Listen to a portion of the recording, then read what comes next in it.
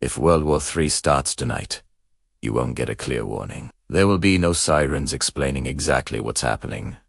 No calm, official instructions, and no moment where everything suddenly makes perfect sense. The very first thing that will arrive is confusion. Rumors will spread faster than facts, and in those first few hours, panic will be far more dangerous than the war itself. The biggest mistake people make during global crisis, any crisis, really is reacting purely emotionally. Fear is a powerful, primal force, and it pushes people to make irrational decisions. Fear makes you rush outside, flood the stores, and follow crowds blindly, without knowing why you are moving or where you are going. If a global conflict begins, the absolute first thing you must do is slow down. Stop moving.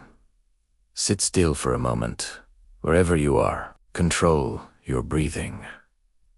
A calm mind makes better decisions, and better decisions keep you alive. The first essential step is to pause and think. Panic burns energy, clouding judgment and creating mistakes. When everyone around you is rushing and reacting hysterically, the smartest move is often to wait. The world doesn't collapse in minutes, but your personal security plan can collapse instantly if you panic. Give yourself a necessary window of time to observe instead of reacting instantly. The second thing you must do is aggressively filter information. Social media will explode almost immediately with dramatic headlines, horrifying fake videos, emotional opinions, and outright lies. Most of this content will be wrong, exaggerated, or deliberately misleading. Do not, under any circumstances, let your choices be controlled by fear-based content that pops up on your screen. If you react to every headline, you'll be paralyzed or exhausted within hours. Instead, choose one or two genuinely reliable news sources and ignore everything else. Knowing less, but knowing accurately, is infinitely safer than thinking you know everything incorrectly. The goal is information accuracy, not information quantity. The third thing is crucial. Stay exactly where you are, unless there is immediate, visible, physical danger. Movement feels like action, which satisfies the anxiety. But during the opening stages of a large-scale conflict, movement is chaos. Roads clog instantly. Fuel disappears.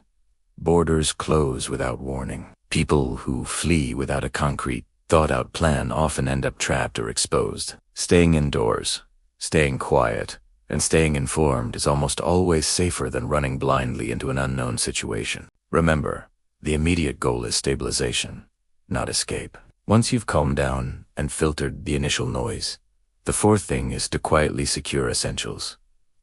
And I emphasize quietly. This is not about panic buying or fighting strangers in the grocery aisle. It's about quiet awareness and preparation. Check your water reserves. Make sure every single device you own is fully charged: laptops, phones, power banks. Prepare simple non-cooked food items. Take all your medications exactly on schedule. These small, structured steps buy you critical time. And time gives you options. People don't fail in a crisis because they lack massive stockpiles. They often fail because they waste the crucial window to prepare calmly. The fifth priority is to dramatically reduce attention. During periods of instability, visibility equals risk. Keep your lights low at night. If possible, cover windows to eliminate light bleed. Avoid unnecessary noise. No loud arguments. No loud music. No shouting outside. Check your doors and windows to ensure they are properly secured. A home that looks calm, quiet, and reliably occupied is much less likely to attract problems than a home that looks chaotic, abandoned, or overly conspicuous. Blending in is a form of defense. The sixth, and arguably most important thing to prepare, is your mindset, not just your supplies. The most dangerous belief you can hold is thinking everything will be over quickly. Global conflicts, even if localized, change systems slowly but deeply. The disruption is long-term. Accepting disruption early helps you adapt your life instantly, instead of sitting around waiting for normal to return. Survival favors those who adjust their expectations fast and pivot their plans decisively. As the hours turn into days, stress will become a constant background hum. This is when people get careless and make critical mistakes. You need structure to combat this fatigue. Create small, mandatory routines. Eat regularly, even if it's just a small meal. Sleep when you can.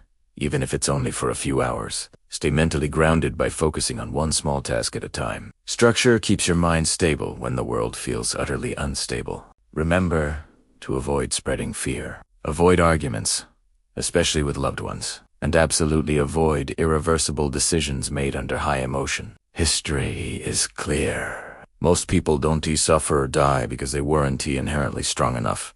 They suffer because they reacted instead of taking the time to think. They moved when they should have waited. They panicked when they should have planned. If World War III starts tonight, your survival won't be about weapons or physical strength or the size of your bunker. It will be about clarity, patience, and control over your own mind. You don't need to outrun the world. You simply need to stay calm while everyone else around you panics. Because in global chaos, the people who survive are not the loudest. They are the ones who think clearly, systematically, and decisively when everything else goes completely wrong. Focus on your breathing.